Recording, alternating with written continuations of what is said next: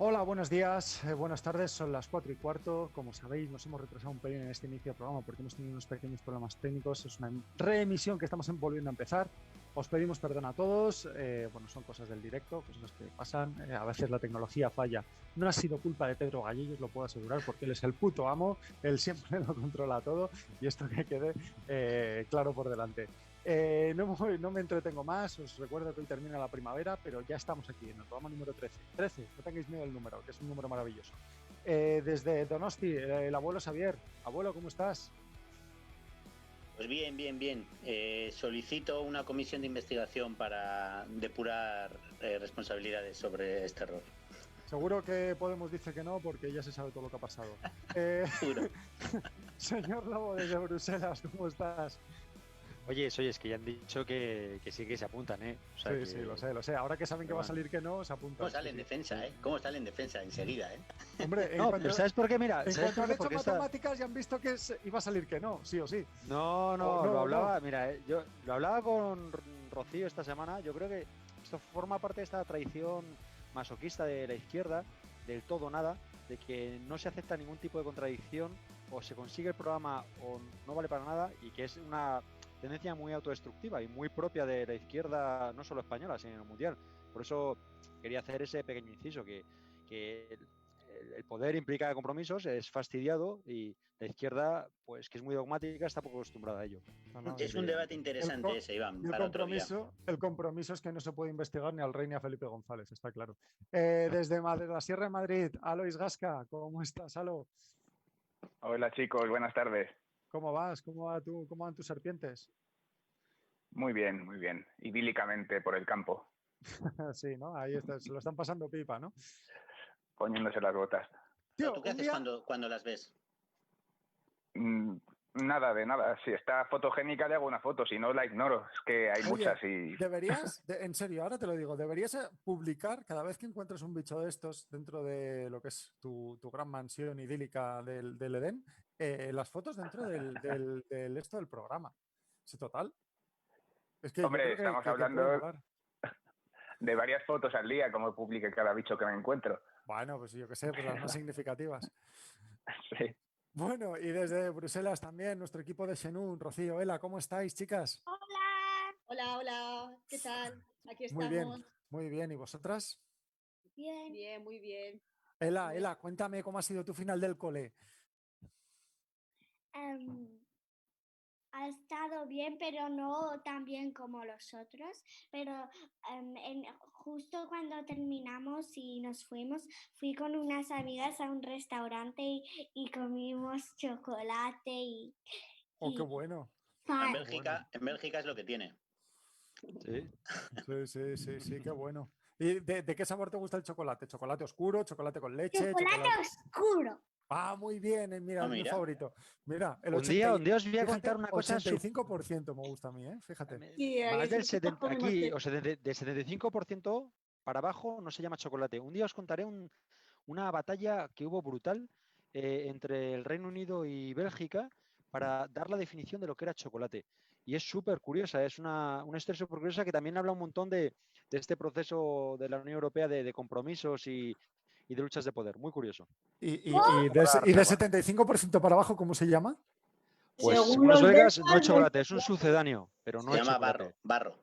Aquí no se puede llamar chocolate, ¿eh? En la legislación europea sí, pero eso claro, dejaba fuera Cadbury, que es el Nestlé del Reino Unido. Sí. Y bueno, hicieron lo imposible, de hecho le chantajearon a los belgas. Es que está muy interesante esa historia para entender el chantaje de los grandes. Les regalaron el Mannequin un día lo explicaré. Un día no, les iban a quitar fondos de cohesión. Fue un tema matonil muy interesante. Minucias, te quitan los fondos de cohesión. No, es así, pero es así, es el rollo matonil que se vive a veces en las instituciones entre los grandes. Pero bueno, ya lo contaré en otro momento. Bueno, Ela, que no dejes que aquí el señor Lobo te quite protagonismo, que está hablando contigo. Quita Que esto no tu puede ser. momento, ¿eh? Era tu momento de chocolate Esto y te es lo muy hace fuerte. de la Comisión Europea. ¿Tú te puedes creer? Bueno, y ahora, claro, ¿y qué vas a hacer estas próximas semanas, Ela? ¿Qué vas a hacer? Ah, De vacaciones. ¿Qué vas a hacer? ¿qué vas a hacer con tus vacaciones? Pues aquí haremos algún planning también, porque si no los días pasarán muy largos. Vale. Bueno, ¿y tú, Rocío? ¿Has pasado bien la semana? Bien, bien, ya la semana también. Yo ya acabo la semana que viene. Yo de momento todavía seguimos ahí, yendo al cole. Bueno, pues si no me equivoco, el señor Lobo, a pesar de que hoy debería estar en el banquillo y siempre hace estas cosas, que se cuela cuando no le toca, pues ha decidido meterse fuera del programa y nos quiere contar una historia. Son 2 minutos, perdona, esto es verdad que me salté esta regla del alternar con Xenu cuando lo del Tribunal Constitucional alemán, que puso en cuestión lo de la compra de deuda del BCE, pero bueno, que eso es un tema que todavía está pendiente del Parlamento alemán y se resolverá en los próximos meses, ya a la vuelta de verano nos lo contaremos. Y hoy quería hacer un pequeño inciso sobre la última cumbre de jefes de Estado del viernes, en el que se iba a debatir, bueno, según la prensa española, se iba a aprobar la propuesta de plan de ayuda de la Comisión y como predijimos un poco la semana pasada, pues no ha pasado nada. Esto se ha quedado en punto muerto y el tema está en punto muerto. De nuevo, la prensa en España dice que va a ser una cuestión de julio y yo creo que va a tardar más. Los frugales están diciendo que no hay ninguna prisa, a pesar de lo que diga la Comisión y los estados del sur, que de hecho ya hay aprobados mecanismos de créditos como el MEDE, que los estados del sur pueden empezar a pedir y que lo de los subsidios es un debate que va para largo. Entonces yo creo que esto se resolverá después de verano, probablemente en otoño, es la sensación que yo tengo. Y bueno, era simplemente eso, que dar este pequeño apunte, porque tampoco hay mucho que contar de lo que pasó en la cumbre de ayer. Fue una de las más cortas de la historia de la Unión Europea. Indica que no hay intención de compromiso a pesar de lo que se diga y que esto puede ir de nuevo para largo y si la Unión Europea responde tarde, pues va a ser contraproducente para el sur, como siempre. Las dinámicas de aquí. ¿Y tú cómo crees que pinta? ¿Pinta bien o pinta mal? Lo que llevo diciendo mucho tiempo, va a ser una mezcla, la gran parte van a ser préstamos, la gran parte van a ser créditos y una pequeña parte van a ser préstamos. De hecho, ya lo contamos la última vez, que ya con la mejor propuesta ya es una mayoría de créditos que de préstamos y simplemente pues se va a ahondar sobre eso.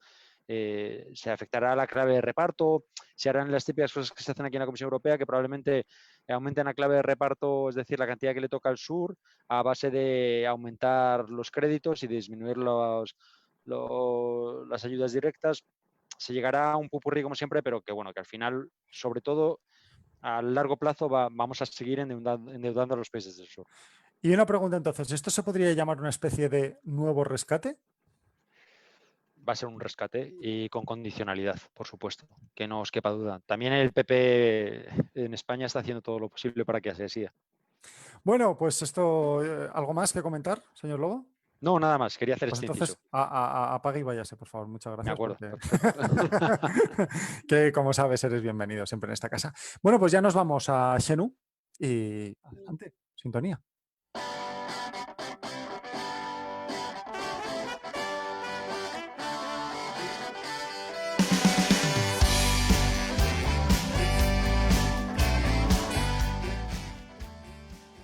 Bueno, pues esta semana hemos tenido el placer de entrevistar a la ecoaldea de Arizkuren, en el que nos han contado pues toda su experiencia en torno a un proyecto súper chulo que están montando. Es una entrevista que dura aproximadamente 20 minutos, que la hemos tenido a lo largo de la semana, y aquí os la dejamos para que la veáis, la disfrutéis y la podáis aprender mucho, ¿vale? Hoy esto es nuestro Xenu, entonces, bueno, pues aquí os lo dejamos. Bueno, en Xenu hoy asumo yo los mandos por un momento. Luego, Ela, te voy a dejar a ti que lleves la entrevista, pero vamos a explicar un poquito antes a quién tenemos hoy. Tenemos nada menos que a los responsables de educación del pueblo de Arizkuren, que está en el Valle de Arce, en Navarra, en el norte de Navarra. No sé si es Prepirineo o Pirineo ya, pero bueno, en cualquier sitio cualquier caso es un pueblo precioso, maravilloso, que invito a todo el mundo a que se pase en algún momento por allí. Y que bueno, que hoy tenemos el gustazo de que hayan venido a contarnos el proyecto de esa aldea, contarnos de qué va el pueblo, y también un proyecto de radio súper chulo, súper bonito, que han empezado hace poco y que aquí hay muchos fans, en este programa hay muchos fans de esa radio. Así que, Ela, te doy paso para que lleves tú la entrevista. Yo tengo unas preguntas. La primera es, ¿podéis contarnos un poco de vuestro pueblo y cómo trabaja vuestra escuela, por favor? Pues claro, mira, como bien ha dicho Xavi, nuestra escuela, nuestro pueblo está en el Prepirineo Navarro. Entonces allí, como nosotras somos unas personas que vivimos en comunidad, en un pueblecito como muy aislado en la montaña, tenemos un proyecto de escuelita donde las niñas y los niños del pueblo se educan en el mismo pueblecito, no tienen que moverse a ningún lado. Nosotras las adultas las guiamos en la aventura de la educación. Pero aquí tenemos a Sara, que es la guiadora oficial de la escuelita, en la que está todas las mañanas con las niñas y los niños, que nos va a pasar a explicar un poquito más esto. Venga, Sara, ánimo ahí.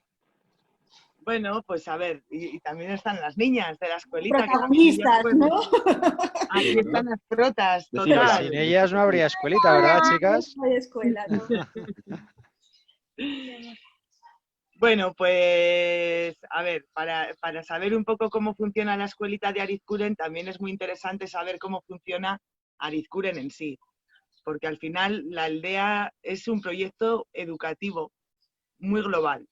Entonces, las personas adultas que vivimos ahí nos organizamos cada semana pues para abordar una serie de trabajos que son lo que nos sostiene. Entonces, por ejemplo, pues está el trabajo de huerta, está el trabajo de leña para calentar nuestras casas, está también el trabajo de la tienduca con el que sacamos el de la Constru. Entonces, y luego está también la escuelita, por otro lado. Pero el proyecto de educación lo abarca todo, porque pues, por las mañanas lo primero que nos preguntamos es un poco qué es lo que queremos hacer y podemos estar en la escuelita, pero también podemos ir si queremos a hacer leña o ayudar a aimar en la huerta o a hacer la comida. Entonces, las adultas estamos todas comprometidas con acompañar a los niños siempre que ellos quieren. Que ellos quieren acompañarnos. Muy bueno, o sea que es un proyecto basado en la mayor libertad posible para las peques, ¿no? Pues sí, dentro de... sí. Y en el respeto un poco a sus necesidades educativas. Exactamente. ¿Y es así para todos los niños? Y es así para todos los niños que viven en Arizkuren, ¿verdad? Sí. ¿Podéis decir cuántos niños estáis allí? ¿Cuántas niñas sí? ¿Cuántas niñas sois en la escuelita? Pues a veces 4, 5. Como mucho 5. Y a veces porque una de las que viene a veces se va con su madre, entonces no puede venir al este. Entonces normalmente somos 4 o 3. O nosotros 3 solos. Pero en el pueblo sí que sois más gente. Porque en total, ¿cuántos sois los que vivís en Arizkuren? Ahora sí me pongo a contar, a ver. Pues estamos como 9 o 11 adultas, depende de lo que cuentes, ¿no? 9 o 11, porque 9 somos como las integrantes, por así decirlo, oficiales, las que componemos la asamblea interna del proyecto. Y luego, ahora mismo, en estos momentos, 2 personas más que están en proceso de incorporación al proyecto. Entonces seríamos 11 adultas, que también las vamos a contar porque también son maravillosas, están con nosotras. Y luego chiquis, pues aquí tenemos a las 3 de la patrulla canina, más luego 2 niñas más de otro papá que vive con nosotras. Porque una pregunta... Por la parte que me toca, dentro de poco os viene otra Sí, Efectivamente. Estamos Muy esperando. bien. sobre y por ahí, ¿eh? Creciendo la Y escuela. creciendo. Siempre Una- hay niñas Tenía, nuevas. tenía que decirlo, de alguna manera tenía que Totalmente. decirlo. Nos Y encanta, además. solo una pregunta, por darle un poquito de contexto, habéis dicho que sois parte de una ecoaldea en el Prepirineo Navarro.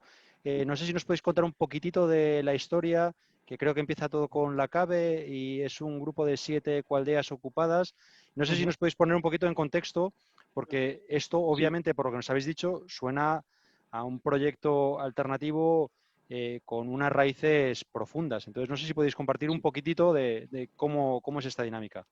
Sí, mira, pues en el año 95 fue cuando se ocupó Arizkuren y se ocupó por un grupo de personas que venían ya de movimientos sociales, muy comprometidas con el medio rural, queriéndose escapar de la urbe, buscando otras alternativas de vida, ¿no? Más sostenibles que lo que veían ellas que se vivía en lo que es en la urbe, en la ciudad. Entonces, pillando modelos como la CABE, que ya llevaba ocupado en esa época, creo que 10 o 15 años, eh, consiguieron un estudio de unas personas que habían hecho sobre pueblos abandonados en la comunidad de Navarra. Entonces, a raíz de ahí, pues las personas desde el Gasteche de Pamplona empiezan a hacer como movimientos asamblearios y movimientos de a ver qué lugar sería el más adecuado para poder instalarse y comenzar un proyecto de vida en lo rural, ¿no? Basado en una manera más sostenible de vida. Entonces, a partir de ahí se pusieron a buscar y encontraron uno de los pueblos que encontraron fue Arizkuren. Su atractivo, en principio, pues fue su accesibilidad al agua, a un manantial que tenía agua, y un bosque que les alimentaba de madera. Entonces, y luego muchas reconstrucciones o muchas casas que estaban en ruina y estaban caídas. Con lo cual, por un lado, tenían la posibilidad de crear un futuro de vida en el que un pueblo fuera rehabilitado, ¿no? Sobre todo en base a que el agua era un medio accesible. Y a raíz de ahí, pues con mucho esfuerzo, a principios con muchas tiendas de campaña, con mucho esfuerzo, con mucha ilusión, pues fueron reconstruyendo primero una casa común, que hoy en día le llamamos la casa común, que fue la primera casa donde todas las personas que estaban allí cuando se construyó se metieron a dormir allí todas juntitas, y dormían muy juntitas allí. Y con Y muchos luego, sacrificios al principio también. pues claro, podéis imaginaros, comían mucha alubia quemada, porque claro, todo el mundo se dedicaba a hacer construcción en el pueblo, todo el mundo estaba muy emocionado, todo el mundo se dedicaba a reconstruir y se ponían camping gas con unas alubias y al cabo de un rato alguien se acordaba, ¡ahí va, las alubias! Y las alubias ya estaban quemadas, ¿no? Y al principio, pues con mucho esfuerzo, claro, pasaron como un primer invierno, otoño muy duro en tiendas de campaña. Y todo así, viviendo siempre muy juntitas en colectivo, olvidándose a veces mucho de lo individual, lo que es un ser humano individual y sus necesidades personales, ¿no? Y dándolo todo como a un centro, ¿no? Dándolo todo como a un proyecto que estás empezando y con el que tienes mucha ilusión. Bueno, esto la gente sabemos mucho, ¿no? Cuando algo te emociona y te llena en la vida, ¿no? Pues te vuelcas y casi que te olvidas de ti, ¿no? Pues esto es lo que les pasó al principio a esta pandilla de, como digo yo, pandilla de locos y locas, que gracias a su locura y a su gran esfuerzo, pues hoy en día podemos llegar, la familia que llegamos, que somos nosotras, ¿no?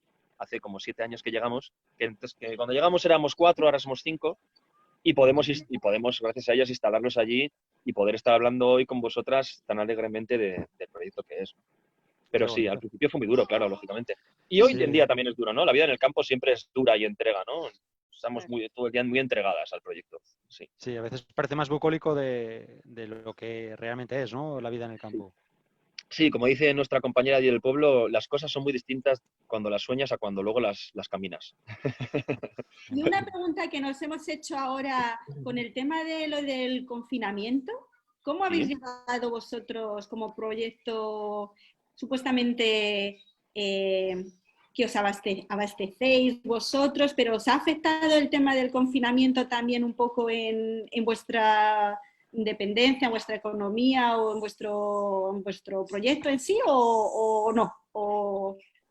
Mira, lo que es el confinamiento en sí no nos ha supuesto, el encerramiento no nos ha supuesto un encerramiento porque como vivimos libres en la montaña, pues hemos seguido libres, ¿no? Este mes y medio en el que todas habéis estado confinadas, ¿no? Pero no iba nadie a deciros que os teníais que quedar en casa.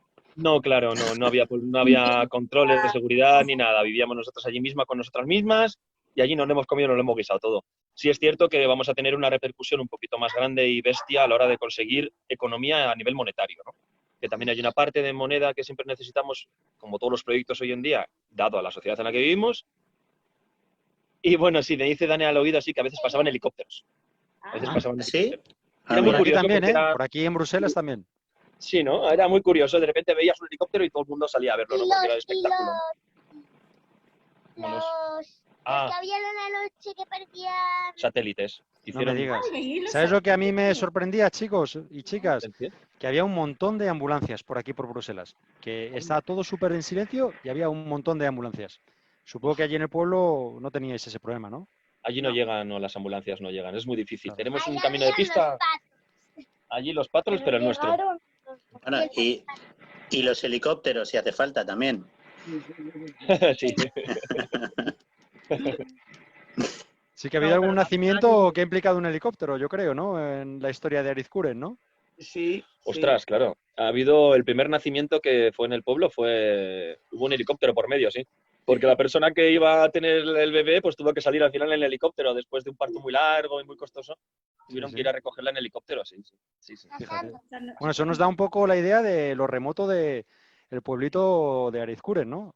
Muy remoto, sí. Muy remoto, sí. Es un pueblito Porque perdido en la para que montaña, la veáis verdad. satélites quiere decir que no hay nada de luz. O sea, tenéis Nada de contaminación lumínica. una Nada, contaminación. no tenemos farolas. Nosotros las farolas no las hemos instalado todavía.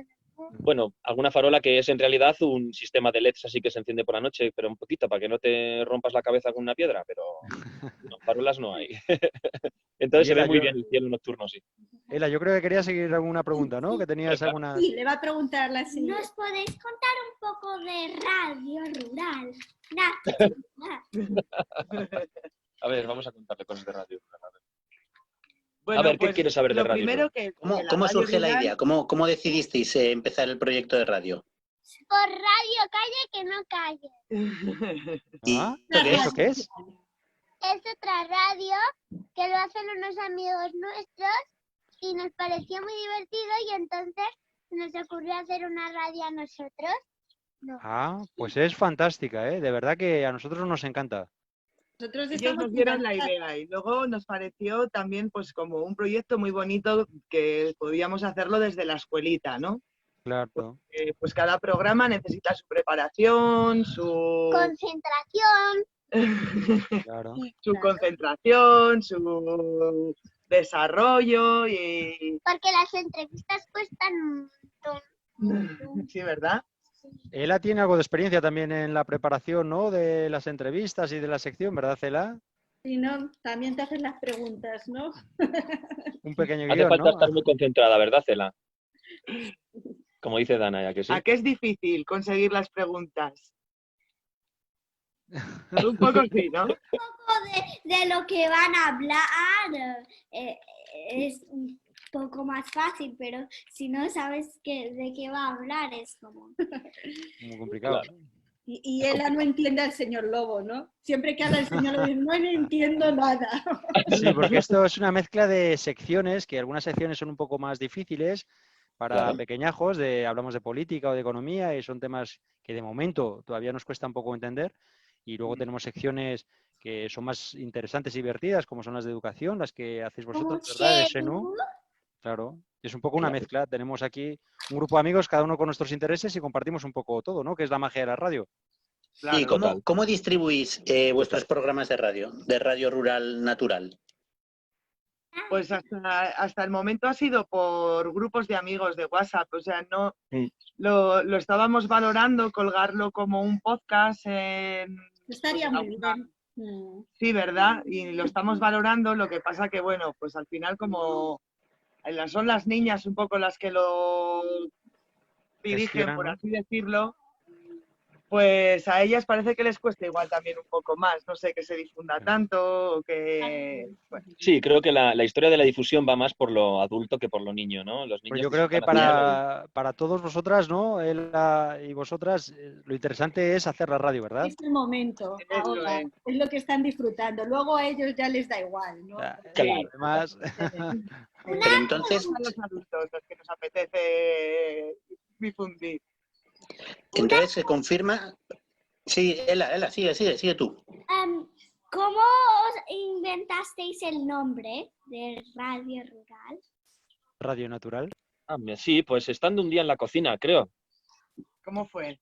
¿Cómo fue? Estábamos diciendo nombres así y de lo rural y entonces se nos ocurrió Rimaba, yo creo. Sí, Sí. y mi Está muy padre bien, decía, y Aitor decía todo el rato, pero que tenga una coletilla por detrás que le haga reír al nombre. Sí, Y O sea, buscábamos la el color. música también la hacéis vosotros. Claro, nosotros la filosofía que nos estamos inventando en nuestro programa o podcast es que todos los sonidos que salgan, que escucháis, sean recogidos por nosotras. Todos los sonidos. Bueno, Incluso Ya los de sea la naturaleza. todos los pájaros que se oyen o entre sección y sección, si hay cosas, música entre- o sonidos o efectos, que sean todos producidos por nosotras, sí. Sí, Sí. nada, es porque una joyita de programa, la verdad que es una preciosidad. entre sección y sección ponéis alguna canción y luego tenéis la entrevista principal, ¿no? Vuestra idea es siempre hacer una entrevista y luego Por ahora tenéis sí. rumores, ¿no? Sí. Y la sección chistes, que no sé si es siempre o no. De momento siempre ha habido alguna, ¿no? En el final que dices un chiste o una sección de... ¿Verdad? En el capítulo 3, ¿qué pasó en el capítulo 3 ya? Que no se puede cerrar sin No, chiste, en el ¿verdad? 4, en el cuarto. En el cuarto, no, en el 3 no había chistes, ¿te acuerdas que no había chistes? Ajá. ¿Y tú qué dijiste? No, Ay. decía, ¿Cómo fue? no hemos tenido ningún chiste con tal de la arena. Hostia, Y- hey, María. Claro, es que hay los niños les gusta mucho la sección de chistes, entonces ese día, pues no sé por qué, no habíamos No puesto daba sección de tiempo, chistes, pues no. porque ya habíamos Era un día muy 4 largo. porque la En el 3. entrevista. Bueno, es Si yo igual, me acuerdo, es lo uno de que- ellos era el del grano de arena en el desierto, lo de Manifa, ¿no? Sí. ese Y ese como- nos yo me costó, acuerdo, nos costó entenderlo, hasta que lo tuvimos que escuchar varias veces hasta que lo entendimos. Y luego nos reímos un montón. Nos hizo mucha gracia. ¿Y cómo era ese? ¿Podéis contarlo, el del grano de arena? ¿Quieres contar tú ese? ¿Tú ese No, chiste? tú. No, pero yo no tengo ningún chiste, yo estoy adulto. Sí, tú. ¿Lo cuentas tú, Dana? Y si no, venga, va. Venga. Va un grano por el desierto y dice, ¡hostia! ¡Sí hay manifa! Es buenísimo. Yo Muy creo, buenísimo. Ela también tiene algún chiste que quería contaros, ¿no? A ver, Ela, cuéntanos uno, compártenos uno, porfa. ha estado pensando en varios, ¿eh? Y ahora mira. Y ahora- Vale. Mamá, me ha picado una serpiente. ¿Cobra? No, gratis.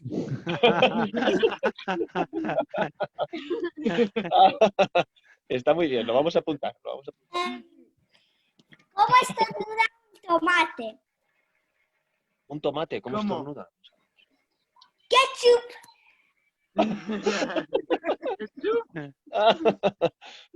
Qué buena, Ela. Cómo mola. Los chistes molan.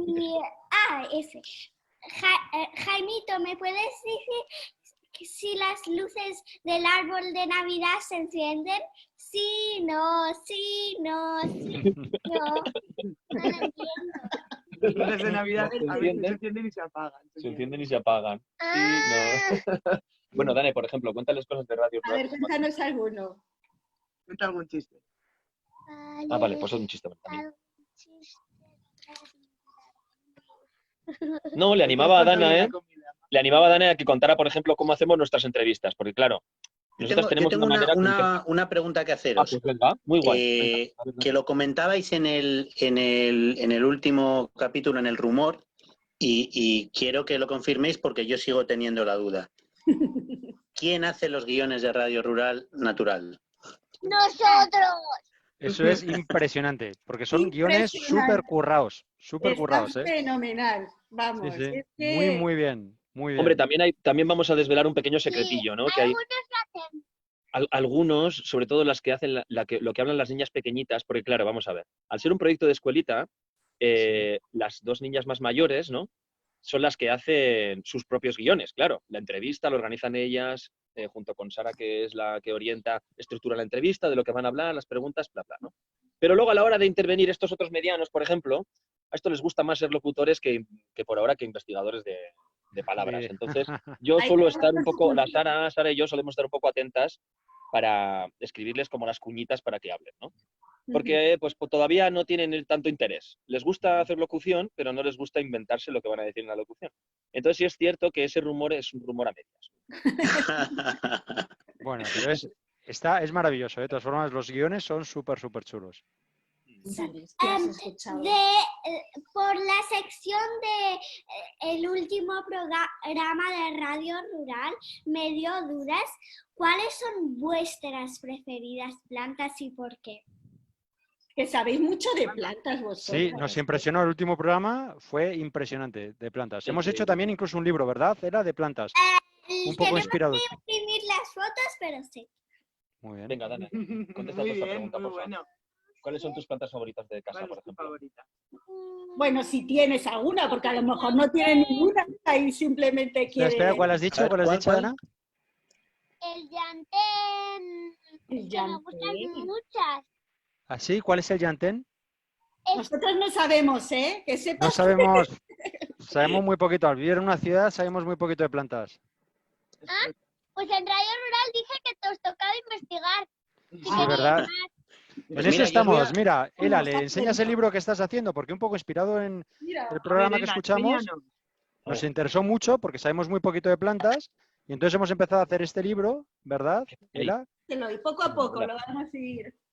Se llama ¡Hala! ¡Qué guay! Dice plantas Plantas curativas. curativas. Plantas curativas, qué pasada. Diente Sí. de león.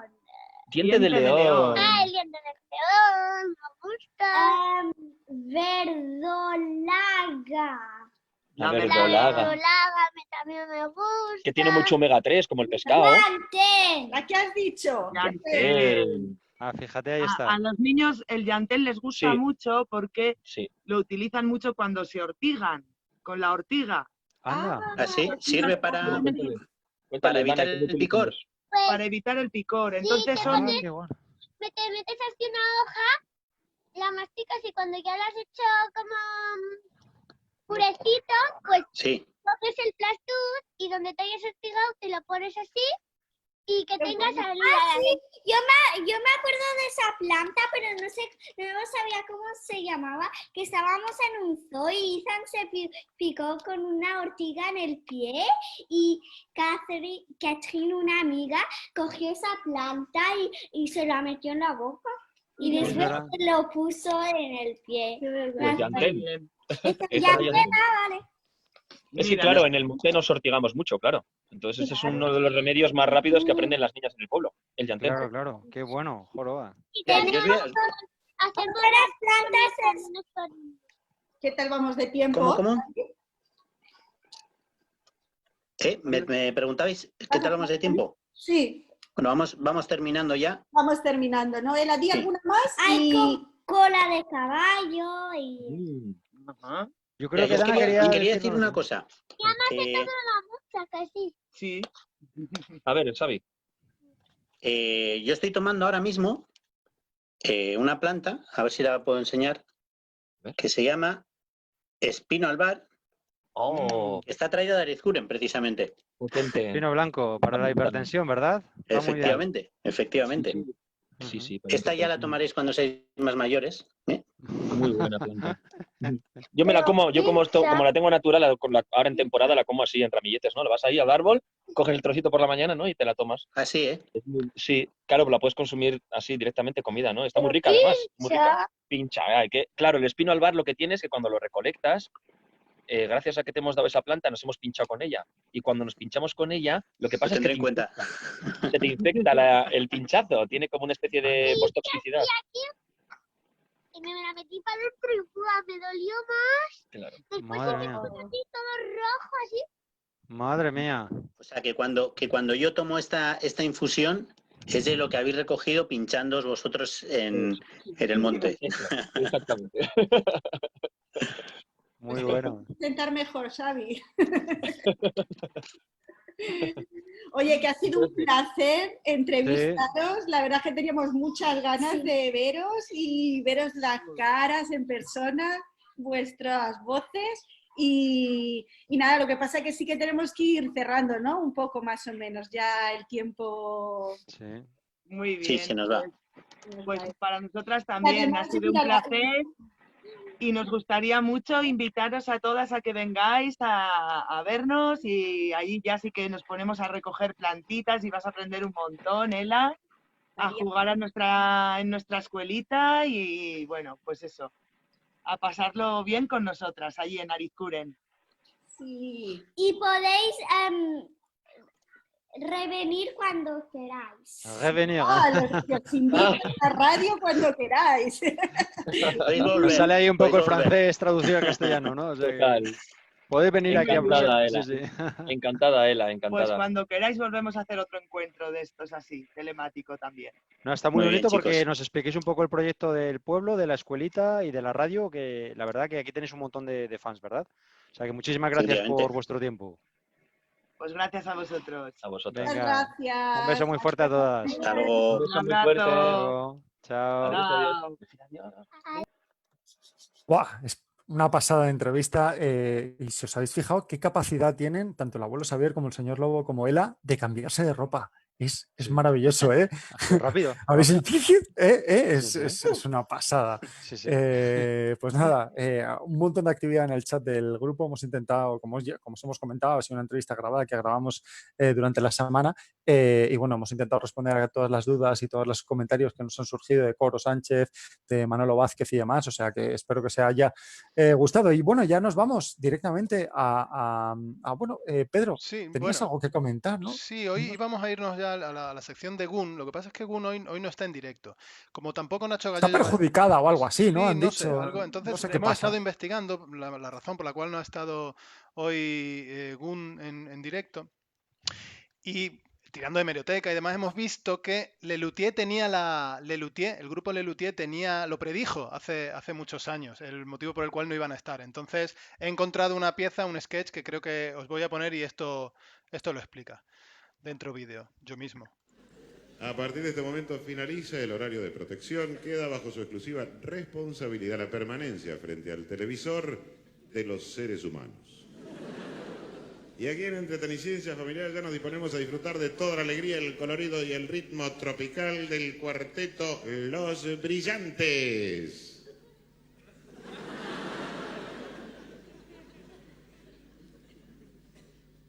Bueno, aquí me informan que lamentablemente los integrantes del Cuarteto Los Brillantes no se han podido hacer presentes porque han debido... porque han bebido. De todos modos, ya nos disponemos a hacer... Bueno, Ahí tenemos el motivo. Así que... al igual Qué que... grandes, qué grandes. Al igual que Pedro, tu micro, al igual que bueno, que el señor el abuelo Xavier va a tener que hacer una celebración dentro de un rato, hay que recordar que Gun y que Nacho han estado en celebración ayer noche. Entonces, bueno, Ayer noche. pero vamos. Ayer Bueno, noche yo creo que más de la noche. Hasta esta ¿eh? mañana, sí, hasta esta no. mañana. O sea, yo creo Gun está que todavía yo creo, de celebrando. hecho, que se anda el relevo uno a otro. Creo que uno ha llegado a las 6 y otra empieza a las 6. O sea, que me da esa sensación. Que en cualquier caso, que Gun nos ha preparado su sección y aquí os la dejamos.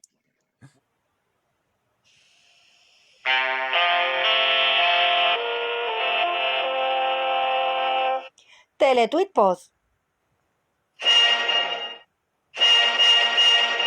Nacional. A Ayuso le juega una mala pasada al inconsciente y admite en directo que ella es la responsable de las residencias de la Comunidad de Madrid. En Génova 13 están muy preocupados y hay rumores de que están planteándose destituirla o nombrarla presidenta vitalicia del PP. Medio ambiente. El Tribunal Supremo anula la supresión de Madrid Central. El alcalde de Madrid, Martínez Almeida, aplaude la sentencia. Es una buena noticia. Madrid Central es una idea del PP y llevamos años aplicándola. Sociedad. Dentro de las celebraciones por la Semana del Orgullo Gay, Correos ha pintado sus buzones y furgonetas de reparto con la bandera LGTBI. Ante las quejas de algunos usuarios, Correos se plantea sacar un sello con el lema «No es una bandera arcoíris, es un detector de gilipollas».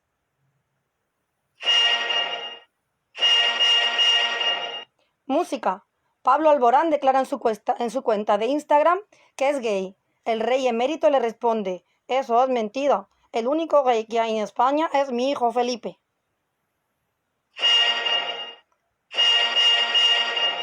Internacional.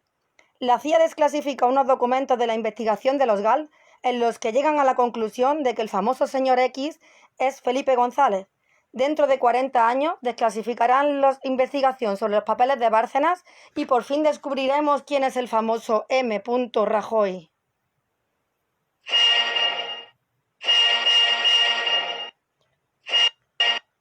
Obituario. Esta semana han fallecido Rosa María Sardá, Carlos Ruiz Zafón y el actor que daba vida a Bilbo Bolsón, Ian Holmes. Loquillo está devastado. Ninguno de los tres tenía un autógrafo suyo.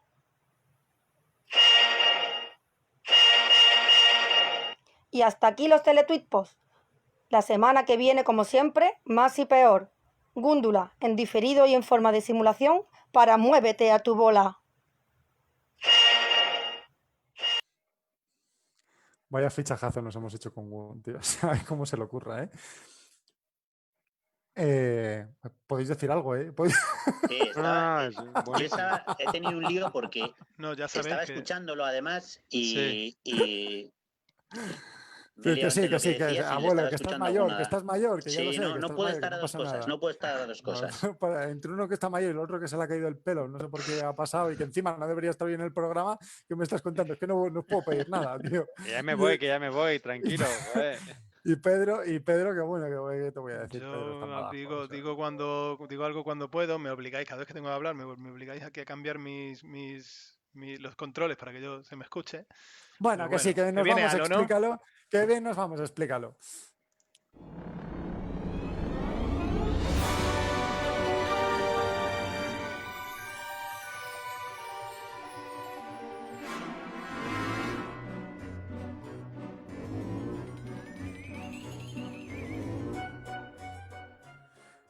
Bueno, Alo, ¿cómo estás?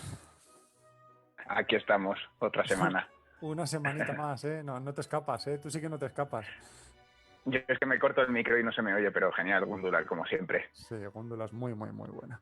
Que bueno, sí, eso ha sido un gran fichaje, ha sido un gran descubrimiento, ¿eh? Pero es que además esto que se ha currado hoy a modo de ráfaga de noticias y demás, mi enhorabuena, Gúndula, allá donde estés. Allá bebiéndote lo que te estés bebiendo. El mensaje no creo que lo haya escuchado, ¿eh? Alo, ¿y esta semana de qué? ¿De qué nos vas a hablar? Pues mira, como la semana pasada surgió el tema de pueblos perdidos en sitios diferentes a donde se les esperaba, hoy voy a hablar de la Legión Perdida de Craso. No sé si os suena alguno. Pensaba que ibas a hablar de los vascos, macho. Hay tema de los vascos, yo lo he comentado varias veces, ya lo sacaré algún día. Pero bueno, esto es en el 53 a.C., es una legión romana que desapareció. La cuestión es, la hipótesis no está demostrada al 100%, pero los indicios que hay son muy contundentes. Como digo, 53 a.C., en la campaña de César contra los hunos y... Estaba de campaña en muchos sitios. La cuestión es que el general Craso, a las órdenes de César, partió contra los partos, que eran otro de los pueblos contra los que luchaban, en lo que hoy es Turquía, con un ejército de 42.000. Me parece. Sí, la verdad es que el nombre da para juegos de palabras. Y bueno, era un imperio bastante importante en la época, el Imperio Parto, y salió Craso con 42.000 soldados a invadirles. En la batalla de Carras, ese mismo año, fueron derrotados, murió Craso y hicieron prisioneros a 10.000 legionarios romanos. Todo esto no es hipótesis, o sea, esto es oficial. Están los registros de Plutarco y de Plinio el Viejo que nos cuentan que los prisioneros fueron llevados a la parte oriental del Imperio Parto, donde les hicieron esclavos. Y una parte de estos soldados se presentaron voluntarios para luchar en nombre de los partos a cambio de no ser vendidos como esclavos y no tener que trabajar. Esta legión romana fue enviada a lo que hoy es Turkmenistán a combatir contra los hunos, los nómadas que eran el azote de medio mundo en aquella época. Y en el año 20 a.C., cuando se firma la paz entre romanos y partos, se devuelven a los prisioneros, pero la legión que había ido a combatir contra los hunos no vuelve a dar señales de vida, no se volvió a saber de ellos. Hasta aquí la parte de la historia que tenemos constancia gracias a los romanos. No se volvió a saber de ellos hasta que en el siglo XX un historiador hizo la conexión, porque también era especialista en la historia china. Y resulta que según las crónicas chinas de esa misma época, en el año 36 a.C., el general Gan Yansu estaba de campaña contra los nómadas y al asaltar una ciudad pequeña llamada Stigi, parece que los defensores de la ciudad tenían toda la pinta de ser esta misma legión romana. Se describe la batalla con bastante detalle y cuentan cómo luchan contra un ejército de hombres extraños, veteranos, altamente disciplinados, que habían construido una fortaleza de madera cuadrada alrededor de la ciudad, que luchaban en formación protegiéndose con los escudos unos a otros, dicen las crónicas, como las escamas de un pez. Eso recuerda mucho a las formaciones de legionarios romanos, obviamente. Y al final ganaron los chinos y estos 1000 soldados fueron enviados al desierto de Gobi para proteger la frontera china. O sea, estos soldados se ve que cada vez que les vencían se ofrecían a luchar por su derrotador. Y fueron deportados a un lugar, sigue habiendo constancia a día de hoy, que se renombró en el 5 a.C. como Li Yen, que es la forma china de decir legión. Se sabe porque en esa época los chinos se referían como Li Yen a todos los romanos en general. Y esa misma zona fue rebautizada más tarde con otro nombre que significaba prisioneros. Y aunque se creía que esto tenía... prisioneros? Es que no me acuerdo. No me acuerdo, pero era... Ah, sí, Yanlu. Y me ha venido a la cabeza de repente porque decidí no apuntarlo porque no me parecía trascendente.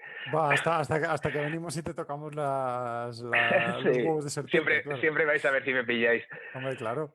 Y que la cosa es que esto se creía que era... También se lo puede haber inventado, ¿eh? Has dicho, me lo han preguntado, total. No estamos aquí a que lo compruebo en internet. No, perdona, sigue.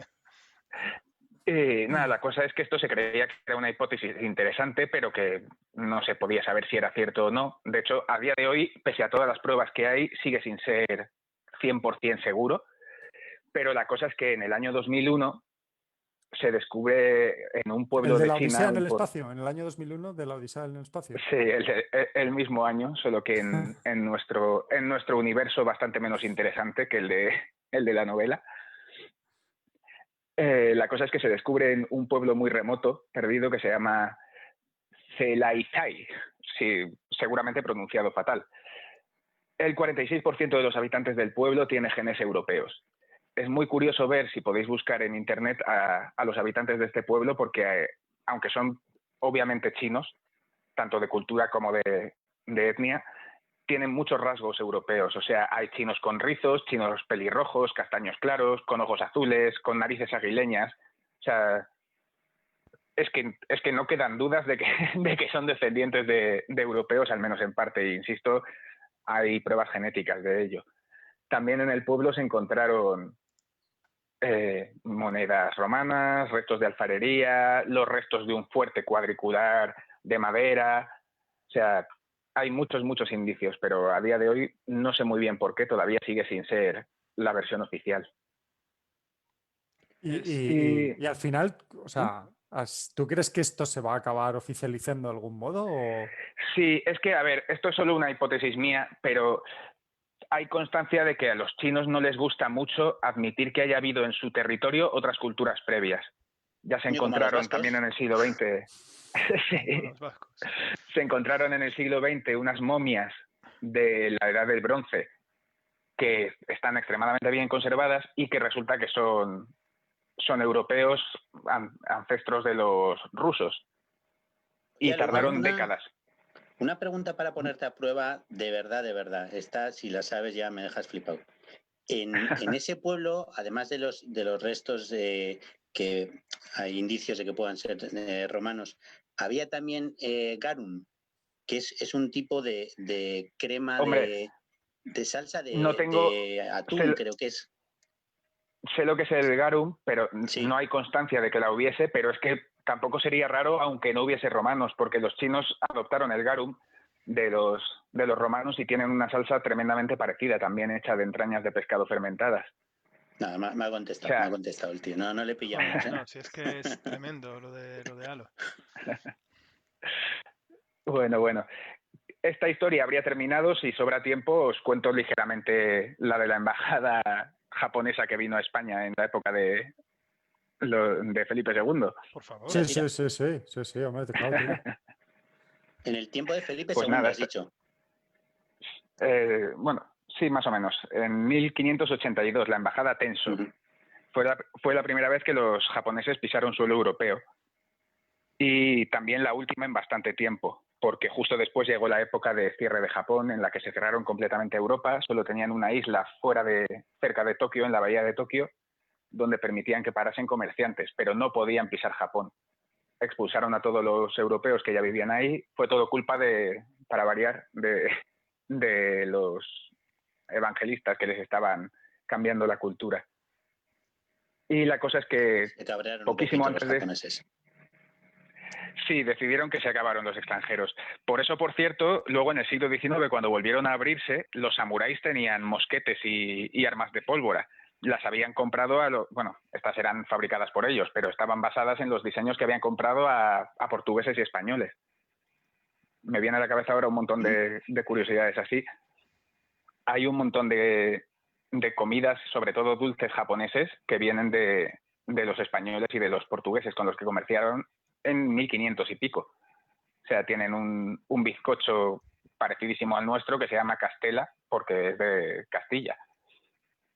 Tienen unos caramelos que en Japón son de lujo, y es normal que vas a visitar a un gran empresario y te regale estos caramelitos que se llaman confeito, que es de confeito, que es como los llamaban los portugueses.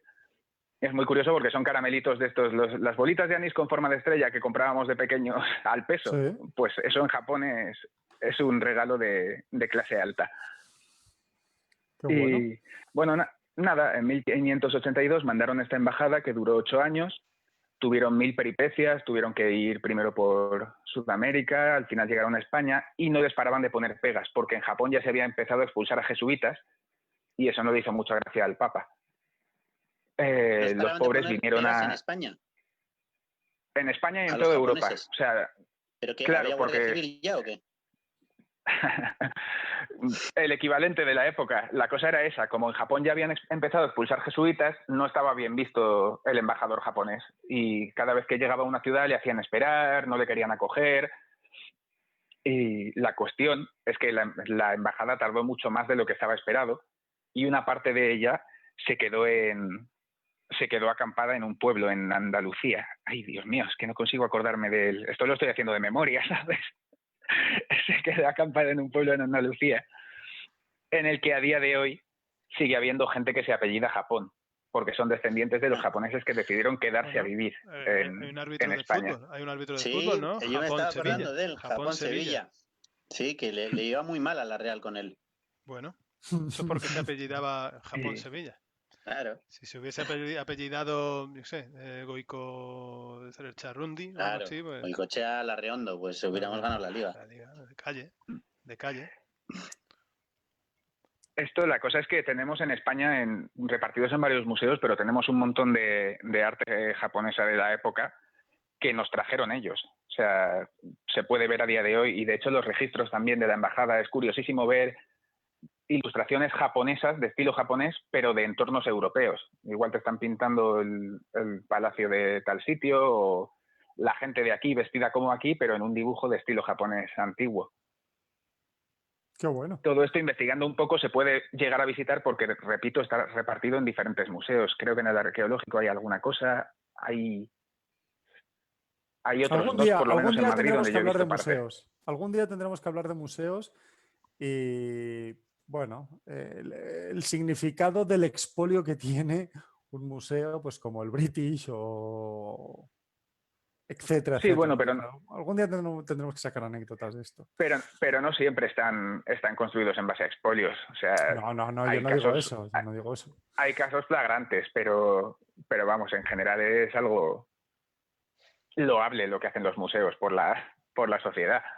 A mí me ha recordado esta historia que estás contando. No tiene nada que ver, ¿eh? Solo que trata de japoneses, pero me ha recordado al trato que dieron en Estados Unidos a los japoneses después del ataque a Pearl Harbor, que en la tierra de la libertad y de las oportunidades se saltaron todas las leyes y se permitió todo contra los japoneses.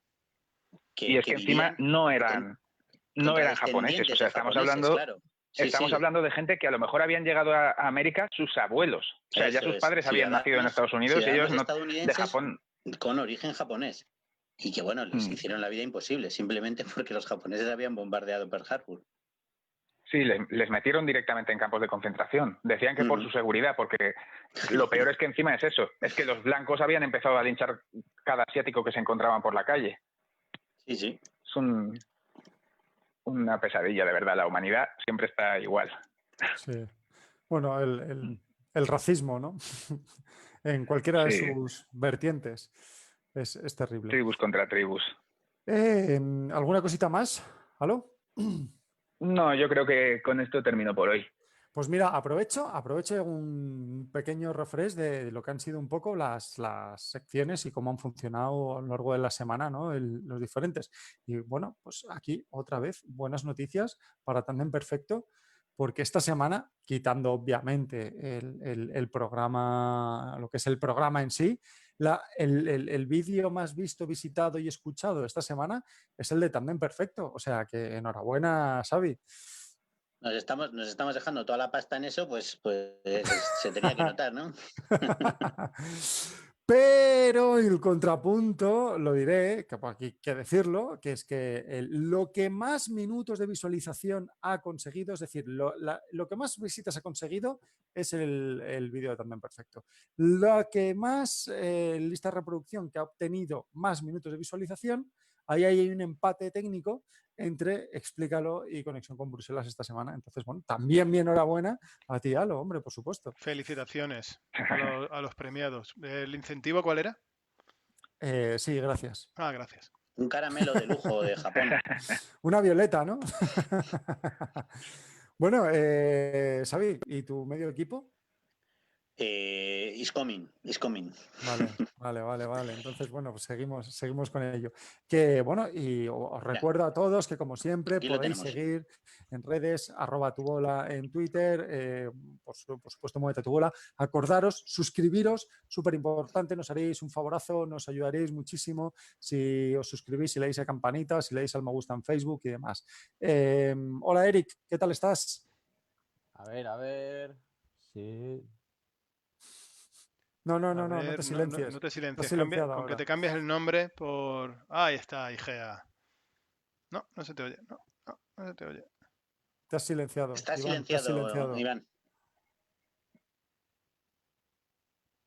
Vale, es que estoy con un ordenador que no es el mío y por eso estoy un poco despistado. Se me oye bien ahora, ¿no? Se te oye perfectamente. De hecho, yo me jugaría pasta a ver el nombre de la persona, del titular del ordenador, fíjate lo que te digo. ¿Queréis que nos juguemos un pulpo a la brasa? Bueno. Pedro, yo creo que tú puedes proceder a hacer el cambio, ¿eh? Sí, ¿no? Cambio el nombre, venga. Sí, casi. Sí. Iván y Gea. ¿Ponemos sintonía o algo? Mete sintonía. Por favor.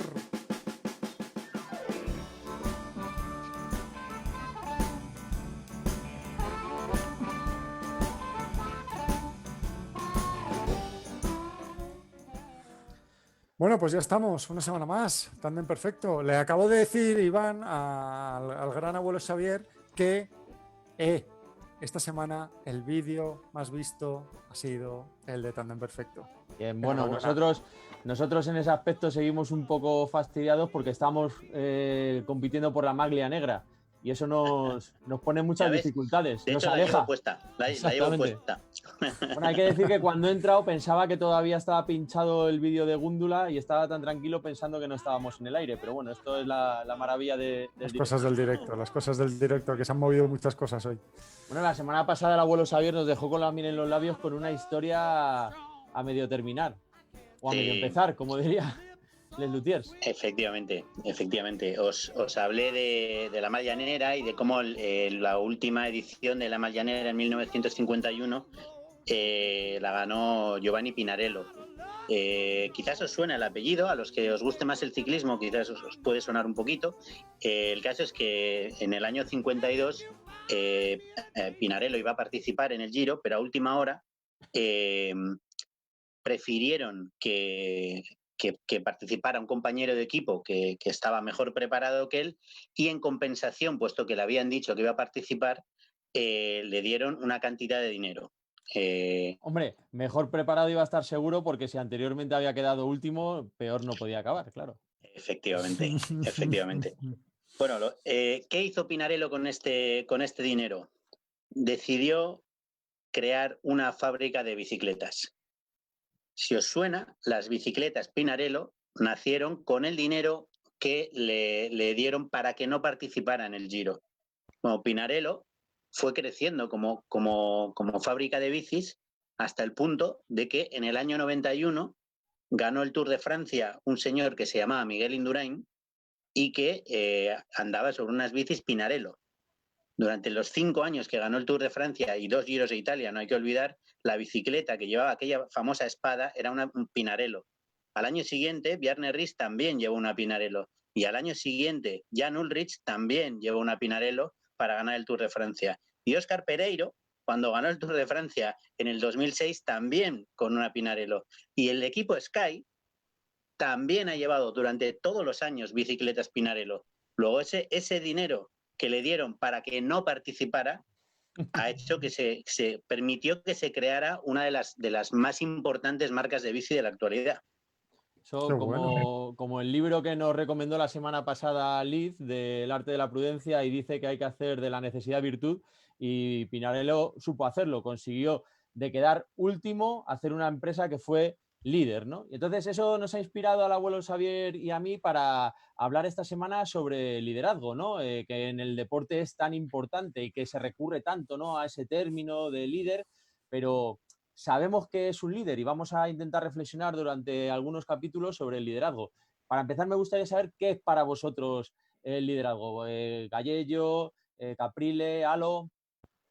Bueno, yo creo que es la capacidad que tiene una persona en influir en un grupo para la consecución de objetivos, ¿no? Y qué mejor que hacerlo con su propia acción, con su propio ejemplo. Claro. Ahí ya con lo de Gallello ya entramos en estilos de liderazgo, ¿eh? Ahí está. ¿Alo está también? No sé si le tenemos todavía. Sí, estoy. Sí, ¿para ti? Para mí, para que se le considere líder y no simplemente jefe, tiene que conseguir que la gente quiera seguirle. Exactamente. Bueno, pues mira, la verdad es que habéis dado con todas las claves. Se nota que estamos en un grupo de personas con mucha capacidad y que tiene un concepto muy claro de lo que es liderazgo, ¿no? O sea, la principal clave es que ser jefe no es lo mismo que ser líder. O sea, a ti te pueden dar una tarjeta que ponga CEO, director general, que te pongan el brazalete de capitán en un equipo o el puesto de entrenador. Pero de ahí a que tengas la capacidad de ejercer la influencia y de que todos te sigan, hay una gran diferencia. De hecho, para mí lo que mejor explica lo que es el liderazgo es el chiste del loro. Pero bueno, como estamos en un grupo de gente culta, voy a daros ejemplos de Platón, Aristóteles y Sócrates, pues para... bueno, pero empieza por el chiste del loro. Es que el chiste del loro... Venga, o sea, mejor hablar de Sócrates y de Platón. El chiste del loro. O sea, más seguro que conocéis el chiste del loro. Por eso cuéntalo. Yo no lo conozco. El chiste del loro es un hombre que se sentía muy solo en casa y entonces decidió en un momento dado, dice, oye, pues para que me hagan compañía voy a bajar a la tienda de mascotas y me voy a comprar un loro que así además pues me da conversación. Y entonces bajó a la tienda y dice, oye, ¿tenéis loros? Y dice, mira, sí, tenemos aquí unos cuantos. Dice, mira, tenemos este que cuesta 1.000 euros. Dice, 1.000 euros un loro. Dice, sí, hombre, es que este tiene 3 carreras, ha sido ministro de Educación en Finlandia, es un loro preparado. Dice, oye, pues... Dice, ¿y ese otro? Dice, bueno, ese otro es cantante de ópera, ha cantado en la Scala de Milán, interpretó Rigoletto. ¿Y cuánto cuesta? 2.000 euros. Bueno, y ya ve uno ahí despeluchado, desplumado, con el pico torcido, y dice, ¿y ese loro cuánto cuesta? Dice, bueno, ese se lo encontraron ahí en un parque en Vallecas. Dice, nada, ese habla poco, cuando habla tartamudea, no se le entiende nada. Y dice, ¿cuánto cuesta? Dice, 10.000 euros. Dice, pero si es el peor de todos. Dice, no, los otros dos le llaman jefe. Entonces, al final, la capacidad de influir sobre los mejores o de rodearse de los mejores es lo que de verdad te hace líder o no te hace, ¿no? Por ejemplo, Aristóteles decía que la habilidad, las competencias, no es menos necesaria que la virtud, los valores, ¿no? Y al final, para el gobierno de la polis es importante el hecho de influir y de dar ejemplo, como decía Anguita, ¿no? O sea, que al final no es tan importante el que esté más preparado, sino el que sea más honrado. Ante la duda, votar al honrado, ¿no? Platón decía que no es natural que el piloto de una nave ruega a los marineros que se dejen guiar por él, ni que los sabios vayan a las puertas de los ricos. Al contrario, lo que es una realidad es que el enfermo se ve obligado a ir al médico y que todo el que necesita ser gobernado acuda a las puertas de quien tiene capacidad para gobernar. Eso también lo decía mucho Confucio, ¿no? Decía, ¿quién es el mejor candidato para un ministerio? Dice, el que en un primer momento reniega de serlo, o sea, el que no tiene esa ambición de poder, pero al que tú vas a pedirle, casi a suplicarle que sea el que lidere, ¿no? Y para terminar esta primera intervención, el mejor ejemplo de líder es Sócrates. Sócrates es un filósofo que ha pasado a la historia, parece que hay un antes y un después en la filosofía de que apareciera Sócrates, y Sócrates, sin embargo, no escribió ni una sola palabra, o sea, él no llegó a escribir nada, ni un solo libro. Todo es lo que cuenta Platón que decía Sócrates, porque una persona que con su ejemplo era capaz de influir tan notablemente que consiguió convertirse en un líder intelectual en este caso, ¿no? De hecho, el mejor caso, si leéis los diálogos de Platón, sobre su capacidad de influir con el ejemplo es el diálogo Critón, ¿no? En el que él está esperando a que dicen su sentencia y beber la cicuta para como ejecución. Finalizar su vida, y sí. Entró Critón, que era uno de sus mejores amigos, para decirle que había sobornado a un guarda y que podía fugarse de la cárcel. Y él dijo que no, que si él había estado siendo político y diciendo que había que cumplir las leyes y que había que acatar las sentencias, aunque fuera una sentencia injusta, que él debía asumirlo y que tenía que dar ejemplo. Como gobernante que había sido, aunque fuera una sentencia injusta, él tenía que acatarla. Y bueno, si hablamos de alguien que lidera con valores y que lidera con el ejemplo, volvemos a un grandísimo amigo de Muévete a tu bola, ¿no, abuelo Xavier?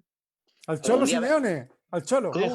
Casi. Mejor aún. Algún día habrá que conseguir que venga a Muévete a tu bola. Y fíjate que es difícil porque no concede entrevistas. Pero bueno, estamos hablando, por supuesto, de nuestro amigo Marcelo Bielsa. Y os voy a contar una anécdota. Bielsa, ya sabéis, los que habéis oído nuestro especial de 40 minutos de Bielsa, sabéis perfectamente que era una persona íntegra y que seguía a rajatabla sus principios éticos. Y eso quedó de manifiesto en la Copa América del 99, con Bielsa de seleccionador. Argentina no hace un buen papel. Fue aquella Copa América, seguro que recordáis que Palermo falló 3 penaltis en un partido frente a Colombia, que de hecho terminaron perdiendo 3-0. Y bueno, al final Argentina terminó eliminada en cuartos de final frente a Brasil.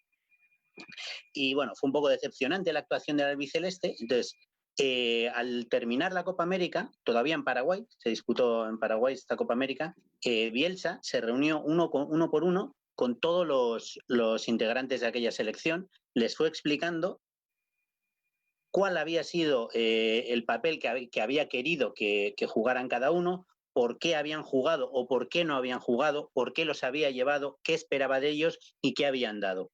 Después de eso, les daba la posibilidad a cada uno de que le respondieran aquello que quisieran decirle respecto a su labor, si se sentían contentos, si no les había gustado, cualquier cosa. Pasaron uno por uno y una vez que ya pasaron todos, pues nada, se terminó, digamos, la concentración. Ya en el aeropuerto de Asunción estaban esperando al vuelo de Buenos Aires y se forma un corrillo de jugadores, ¿no? Y en ese corrillo, el jugador de Independiente, José Luis Calderón, empieza a criticar a Bielsa. Entonces, al lado estaban Ayala y Simeone escuchando cómo se quejaba de la actitud que había tenido Bielsa hacia él durante la Copa América. Bueno, no se sabe cómo, pero esas palabras llegan a Bielsa, estando todavía en el aeropuerto. Inmediatamente, Bielsa llama a una reunión, todo el equipo frente a la puerta 4 del aeropuerto, y según se reúnen, dice: Calderón no merece estar en este equipo, es una basura. Eso es lo que dicen los testigos del momento que dijo. Calderón le responde en términos todavía más fuertes. Mientras tanto, os podéis imaginar, en ese avión iban a viajar, además de la selección, los periodistas argentinos, con lo cual estaban todos presentes. Los ayudantes de Bielsa estuvieron intentando que los periodistas no estuvieran presentes, inevitable, por supuesto, y pidiéndoles que por favor no grabaran, que no sacaran fotos de esa reunión, que era una reunión privada, etcétera. Bueno, la reunión terminó, estuvieron a punto de pegarse Marcelo Bielsa y Calderón. Al final consiguieron separarlos, pero ese incidente abrió una herida muy grande dentro de ese grupo, ¿no? Después de eso, por supuesto, os podéis imaginar que se hizo todo público. Marcelo Bielsa siguió defendiendo. Esperábamos, periodistas argentinos viendo algo en un lugar público. Claro, no van a perder esa oportunidad. Marcelo Bielsa seguía defendiendo que literalmente decía: el elemento básico es la justicia entre los componentes. Ningún jugador que venga al seleccionado puede creer que tiene la participación asegurada. Calderón, por su parte, siguió pensando que Bielsa lo había utilizado, pero la realidad es que nunca más volvió a jugar en la selección con Marcelo Bielsa. Bueno, esto que está contando el abuelo Xavier ilustra muy bien el estilo de liderazgo de Bielsa. Y habla de un estilo de liderazgo horizontal. ¿Cuándo escuché yo este término? En una conferencia en la que participaban Capello y Bielsa, y en un momento dado Capello hace alusión en una respuesta a un interviniente o a un periodista sobre lo que era la disciplina. Y entonces, en la intervención de Bielsa... Poco conocedor, Capello, de lo que es el concepto de la disciplina. Claro. Exactamente. Entonces, aquí tenemos dos iconos, Capello y Bielsa, los dos sobre el mismo escenario, los dos de acuerdo más o menos en ciertos aspectos de lo que es la dirección de equipo, pero le enmienda la plana Bielsa a Capello. Es muy bonito el vídeo. Ahora buscaré cómo se llama por si alguien quiere verlo entero. Ese fragmento, la conferencia es 1 hora y media, pero el fragmento son 6 minutos. Y entonces Bielsa le dice a Capello: usted hace alusión a la disciplina, pero lo importante en la autoridad no es la disciplina, es el respeto. ¿Y cómo se consigue? Y dice el otro: no, si en eso estamos de acuerdo. Dice, ya, pero es que cuando usted dice disciplina alude a un liderazgo vertical. Y para mí la vida es un liderazgo horizontal. En el liderazgo vertical, ¿qué nos encontramos? Pues que la relación es más a corto plazo. ¿Por qué? Porque yo soy el jefe, tú eres el subordinado y me tienes que obedecer a mí, que soy el jefe. De hecho, Capello es una persona, es un entrenador que no va a un equipo en el que él no gane un euro más que el jugador que más gana, porque en su concepto de liderazgo no puede entender que le vaya a respetar un jugador que gana más dinero que el propio jefe. Entonces dice, por eso las intervenciones de Capello en equipos grandes como el Real Madrid han sido muy breves, han sido para apagar fuegos, pero no se han podido continuar con el tiempo. Otro entrenador que hace eso es Mourinho. Mourinho también quiere ganar un euro más que el jugador que más gane, porque si no entiende que no le van a respetar de ningún modo.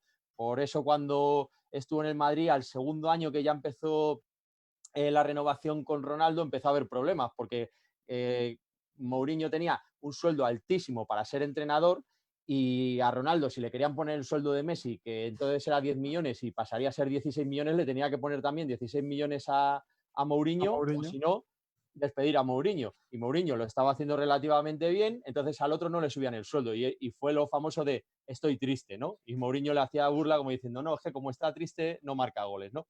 Entonces, ese es el liderazgo vertical, ¿no? Se sostiene porque yo estoy arriba y tú me tienes que obedecer. Pero eso tiene una influencia muy determinada, que es, mientras que tú eres el jefe, influyes. Una vez que dejas de ser el jefe, te quitan el cargo, tu influencia desaparece. Y sin embargo, en el liderazgo horizontal interviene más la influencia, la persuasión, identificarse con unos valores, y por lo tanto generas adeptos, generas seguidores, y tu influencia va mucho más allá del tiempo en el que dura el cargo. Por eso Bielsa es un tipo en el que él ofrece la posibilidad del diálogo, pero si tú luego le traicionas, él te puede responder incluso de tú a tú, como diciendo, oye, ¿por qué me has traicionado? Como si fuera un simple compañero. De hecho, él hace esta definición, y con esto termino. Dice, el futbolista es un compañero de trabajo del entrenador, con distintas posibilidades de ejercer la autoridad.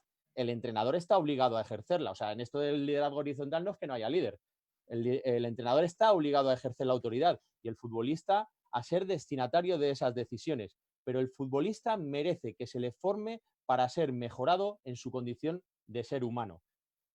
Todos los jugadores que han pasado por la mano de Bielsa, 20 años después, te hablan de él como un mentor, ¿no? Como un segundo padre. De hecho, muchos han acabado siendo entrenadores. Y ya para terminar mi intervención, quiero poner un pequeño vídeo de 1 minuto y medio de un psicólogo deportivo que se llama Álvaro Galán, que para mí es un amigo, pero es un maestro, en un seminario de positivismo que hicimos, y le pregunté sobre esto, sobre el liderazgo, ¿no? Si era posible que un equipo pequeño tuviera grandes posibilidades. Y me contestó lo siguiente. Si usted detecta que uno de sus deportistas o de sus técnicos quiere desertar, ¿cómo lo maneja con el código deontológico? ¿Sabes cuál fue la respuesta que me dio el doctor Ucha? Que en más de 40 años de historia profesional nunca se encontró con ningún caso de deserción. Y entonces la pregunta era obvia. ¿Y por qué crees que pasó eso? Porque el ser humano funciona más que con el reforzador económico, que es superfluo, secundario, creado por la sociedad, funciona con valores.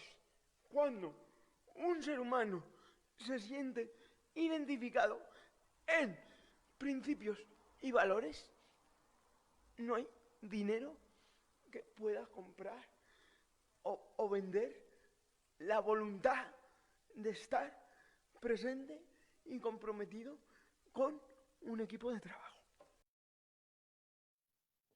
Me parece maravilloso, ¿no? No sé si alguna vez habéis escuchado alguna definición tan rotunda, ¿no?, sobre lo importante que es esa diferencia, ¿no? O sea, yo te sigo a ti no porque seas mi jefe, no porque me pagues, sino porque creo en ti, creo en tu ejemplo y creo en los valores que transmites. Bueno, una lección más. ¿Sabía algo que comentar? No, bueno, simplemente iba a añadir una anécdota de la selección argentina del año 86, otro ejemplo de liderazgo horizontal, pero eso, como siempre, lo dejaremos para la próxima semana. No, hombre, bueno, que es muy buena, yo la conozco, es buenísima. Nos vamos a la columna de Nacho Gallello. No le dejes así. Buenas tardes. El otro día estuve en la pista de hielo de Madrid, que sirvió como morgue durante los días más duros de la pandemia. En verano la superficie se descongela para mantenerla y ver que todo está en orden. Van a limpiar todo el espacio, comprobar que no hay filtraciones, pintar y van a ponerlo todo a punto para preparar su apertura en septiembre. La gran superficie de hielo donde reposaron cientos de ataúdes es hoy un gran charco con pequeñas capas de hielo muy finas que crujen cuando se las pisa. Es un espacio inmenso, alto y envuelto en un silencio aplastante. Acabé con las zapatillas caladas y fue inevitable no pensar en España entera, en cada uno de todos nosotros. Quien más, quien menos, todos hemos perdido algo en estos 3 meses de distancia. La pandemia no solo ha dejado un manto de muerte y horror, también ha desbancado todos y cada uno de los parámetros que nos servían para vivir. Pensábamos, muy en el fondo, que siempre habría un orden, algo fijo, y todo se ha deshecho como el hielo de esa pista. Ahora toca volver a pensar todo para seguir caminando. Vamos a volver, lo dijimos con ímpetu a mediados de marzo. Pensábamos, volveremos más fuertes, enteros, con ganas. Y sí, estamos volviendo. Pero todo ha sido arrasado. Encontrarse en la calle ahora es diferente y todo tiene un toque de desorden que abruma. El deshielo ha bajado la persiana de cientos de comercios y ahora, cada vez que vemos una ambulancia por la calle, se activa un pequeño resorte de terror. Todo ha quedado antiguo. La política, las instituciones, el ocio, las relaciones con los demás, los planes. Nada volverá a ser lo mismo. Volvemos, sí. No vamos a parar. Pero es imposible caminar sin arrastrar los pies. Vamos a tener que hacer un gran esfuerzo todos para quitarnos esta sensación de hundimiento generalizado que tenemos pegada. Tenemos una oportunidad obligada para empezar de cero y ver qué queremos hacer con nuestro tiempo. Yo esperaba ver hielo y encontré agua. Ya en septiembre, poco a poco, quizá podamos volver a patinar.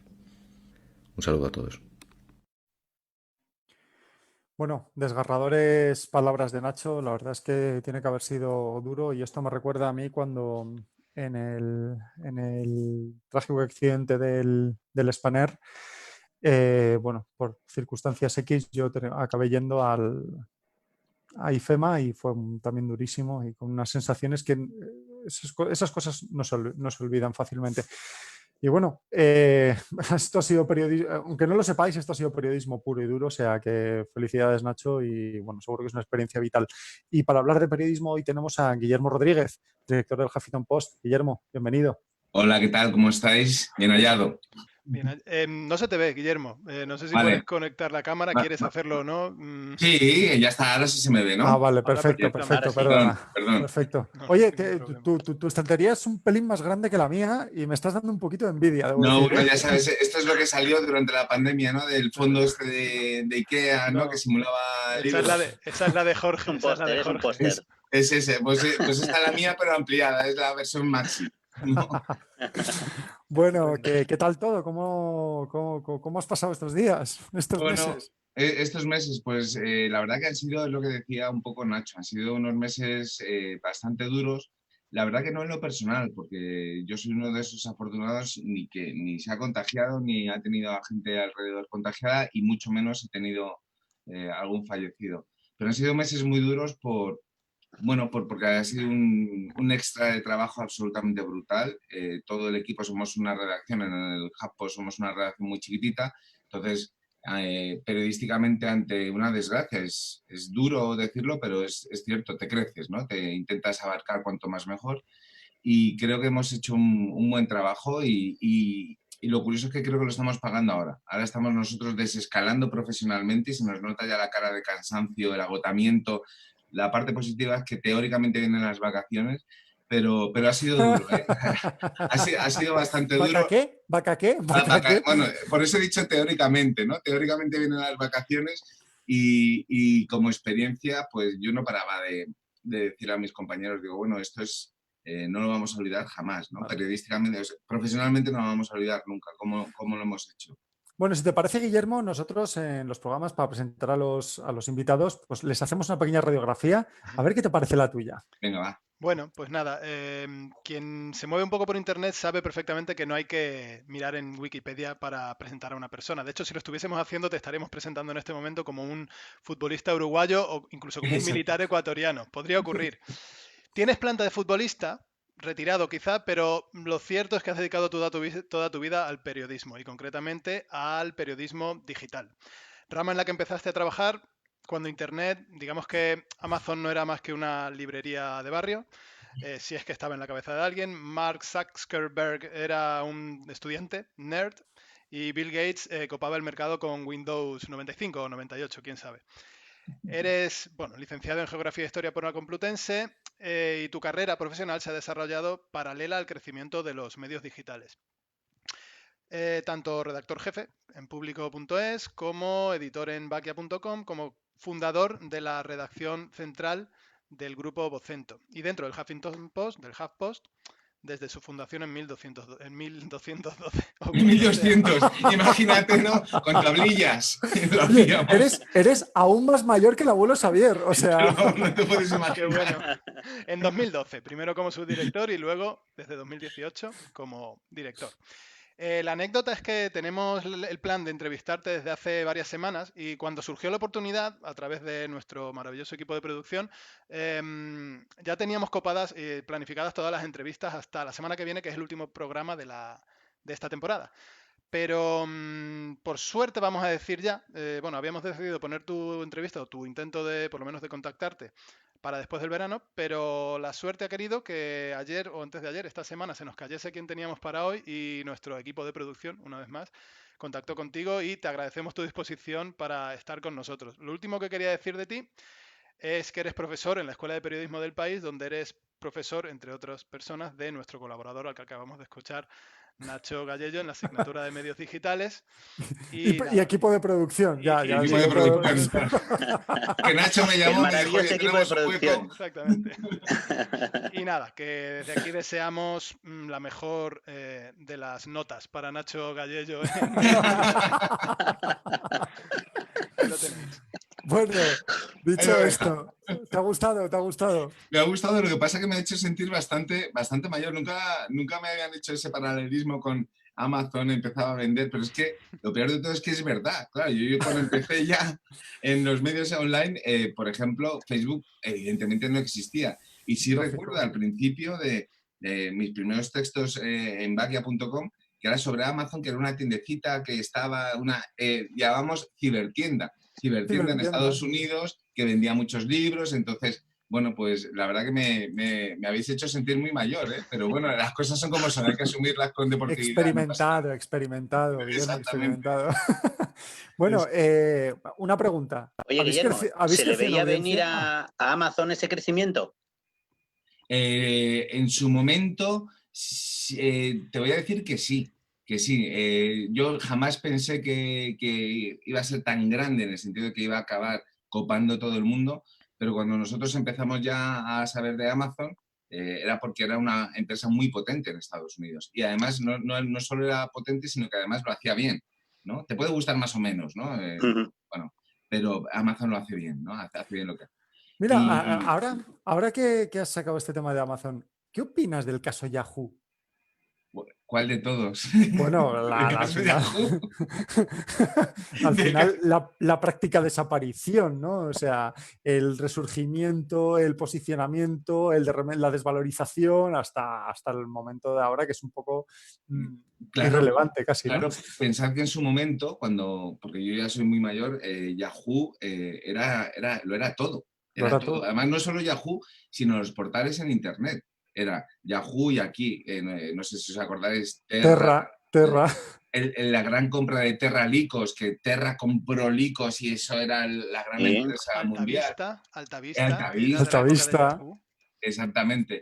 Y claro, Yahoo, mira, antes, tomando la pregunta que me has hecho antes de Amazon, veía mucho más claro que Yahoo nos iba a enterrar a todos, es decir, que íbamos a convivir con Yahoo el resto de nuestra vida, que Amazon iba a tener tantísimo éxito, ¿no?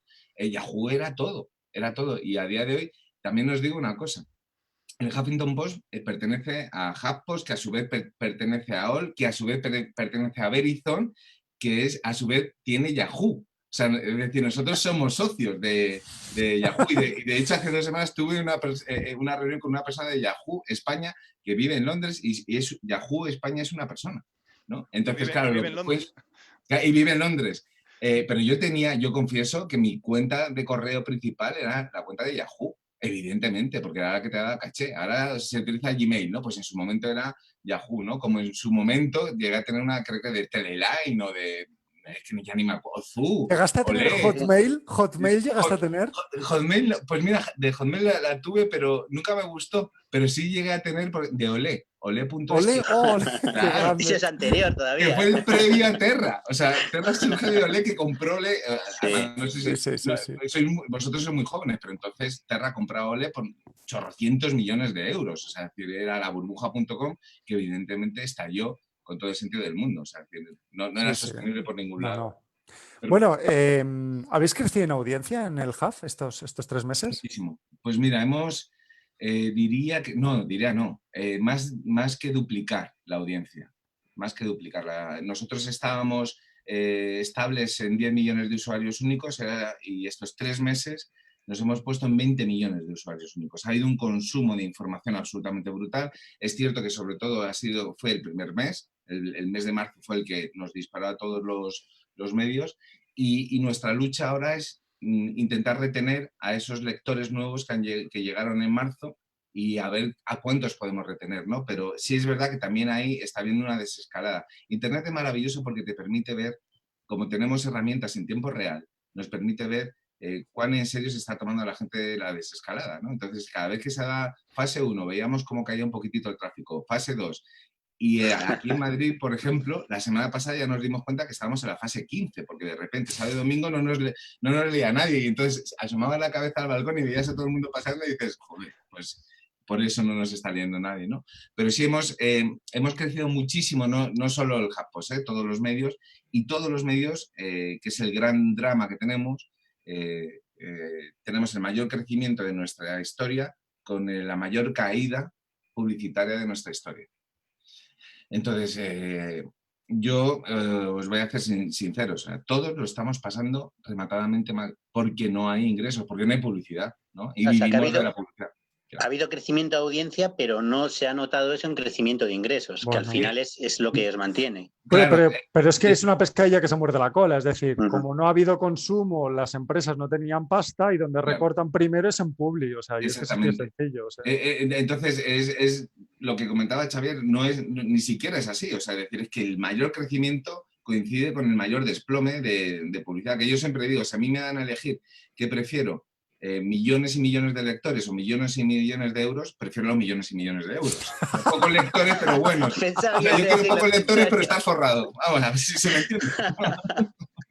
Entonces, bueno, pues para nuestra desgracia no ha sido así. Esto, Marcelo Bielsa no diría lo mismo, ¿no, Xavi? Ahí me ha recordado una anécdota del Che, que no sé si es cierta, que en un momento en Sierra Maestra tuvo que elegir si llevarse las armas o las medicinas, y eligió las armas, ¿no? Pues exactamente. Pues así andamos un poco, ¿no? Entonces es un poco frustrante, pero bueno, a ver esta recuperación, ¿no?, de la que hablan, que ya están situando septiembre, octubre, finales de año, bueno, a ver si llega cuanto antes, porque, insisto, no solo somos nosotros, son todos los medios, todos los medios. Sí, sí. Bueno, hablando de todos los medios, ¿el periodismo está en crisis o no está en crisis? No, pero ¿por qué va a estar en crisis? Bueno. Yo creo, no. Voy a intentar ser muy breve. No está en crisis el periodismo, lo que está en crisis es la sociedad.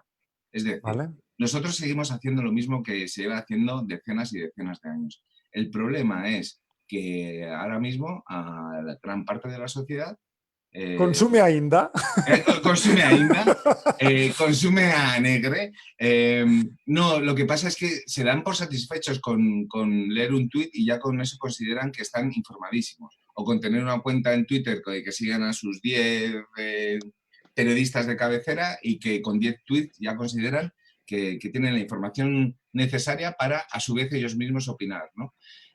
Por eso digo que los periódicos siguen estando ahí, no han desaparecido y sigue habiendo periodismo de gran calidad. Lo que pasa es que está variando la demanda de la gente. Entonces, yo insisto, es un problema de la sociedad que cada vez se conforma con menos, que quiere conocer menos qué es lo que está pasando en el mundo. Porque además, una época tan absolutamente maravillosa que te permite leer a Inda, ver a Negre, leer el diario, leer el Huffington, leer...